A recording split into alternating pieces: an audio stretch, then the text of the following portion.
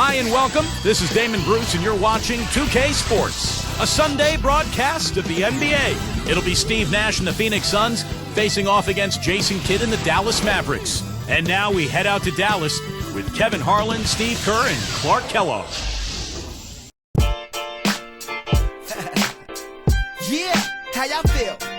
Cause I feel so awesome. How you feel? Hello and welcome everyone to the NBA on 2K Sports. This is Kevin Harlan with Clark Kellogg and Steve Kerr. And Doris Burke will be reporting from the sideline. The starting five for both teams brought to you by State Farm. First for the Suns. Nash runs the point with Dudley at the 2. And they've got Marcin Gortat out there, the big man at the center. They look to him to provide that necessary presence down low. And it's Hill, and it's Fry in at the 4 spot. And for Dallas, Jason Kidd is out there with Rudy Fernandez.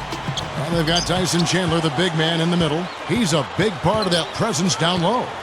And it's Caron Butler. And it's Nowitzki in at the power forward. And they're moving it up. Here's Butler. Lays it in off the breakaway. Butler's got his team on the board to start the game for the Mavs. Well, the Suns only won 23 games against Western Conference opponents last year, and that's one of the reasons they really fell from contention in terms of their postseason hopes a year ago.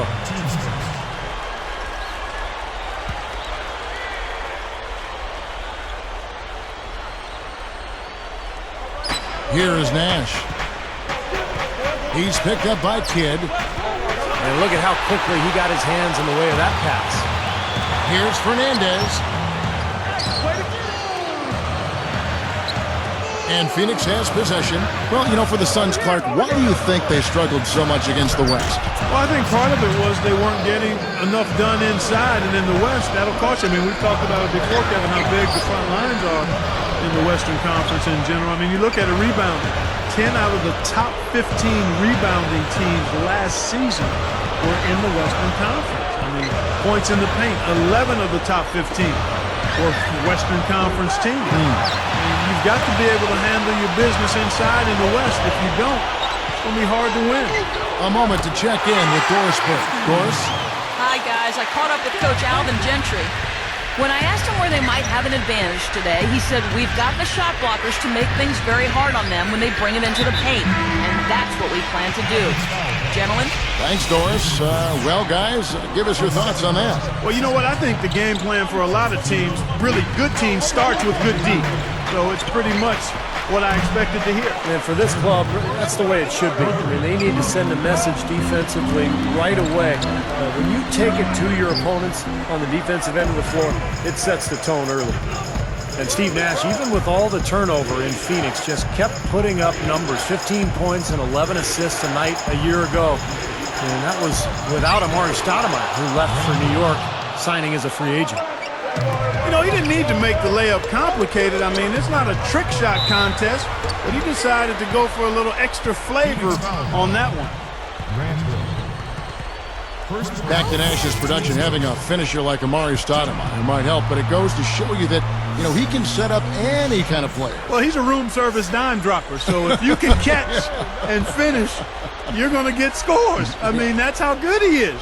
That's why we talk about the point guard making it easier for his teammates, and he's one of the elite that we've seen in the history of the league. Well, you mentioned something earlier about his IQ. Yeah. To me, that is just off the chart. Exactly, and it helps you as you get older. When you know where to be and how to get there, it gives you an extra step, even if you don't have it physically. And stolen by Butler. No one's back on D. Blocked. On defense, the Mavericks. They trail by 3. Offensive rebound. Dudley off on the layup. Well, that is not the guy they want to drive the lane in heavy traffic. Chandler kicks to Barea. From 20 feet out, and the basket good. Here's Hill. Caron Butler covering. Pass to Nash. Knocks it loose. Grant Hill on the wing. Good ball movement. And here's Fry from the arc. Tries again. And that's 2 points on the layup. Dudley's got 5. Boy, he's come out strong offensively, hitting a good percentage out there right now. Shoots. Perea, no good. You know, this is a shot that we've seen him miss, but actually the coaches would like to see him not miss as many. You know, guys, Dallas kind of gets slept on in terms of playoff action because they've been so disappointing in recent years, but they worked hard all season, and the hard work has its reward. Great perspective. Brendan Haywood, he's checked in for the Mavericks. Terry comes in for Rudy Fernandez. Vince Carter, he's checked in for Phoenix. Brooks comes in for Steve Nash. 1:39 left in the first quarter. Here's Fry. Gets the bucket from 20 feet away. Fry's got his first points in this one. Clark, back to Dallas. They weren't really talked about as a contender, and some even had him losing to Portland in the first round. And Steve, that Los Angeles upset, that sweep got everybody's attention. Sure did. They took the first 2 games in L.A., then they blew out the Lakers in Game 4 to finish off the sweep. Just an incredible series. And I think that was the series that was the springboard for Dallas into the finals and past the Miami Heat. When they beat the Lakers, Dallas knew they could win the whole thing. Kind of a strange season for Aaron Brooks last year, guys. He was unhappy when Houston didn't give him a contract extension, so the Rockets eventually traded him to Phoenix for Goran Dragic. Roddy Bobois is checked in for the Mavericks. And so he hits both.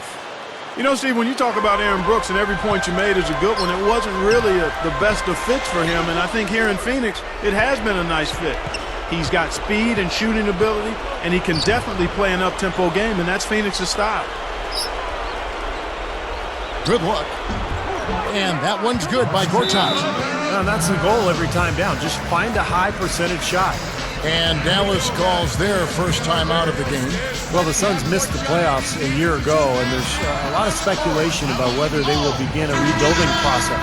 Steve Nash obviously getting up there in years. So the question for Phoenix, do they trade him? Do they keep him? Do they still try to build around him? One thing's for sure, they need an infusion of young talent. Pulls from the top of the key, and it's Terry that time on the assist by Haywood.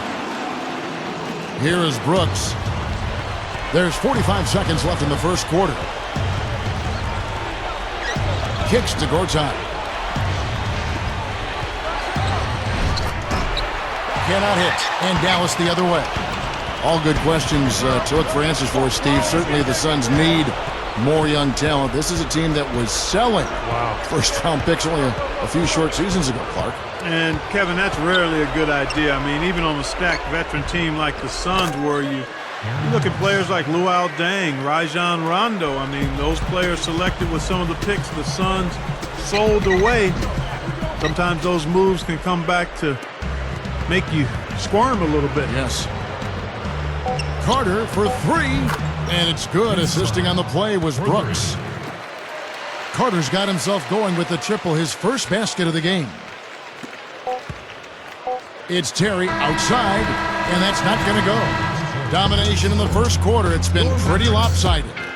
The Suns on top, up by 11. And it's really been a dominant effort on the glass. That's been the key.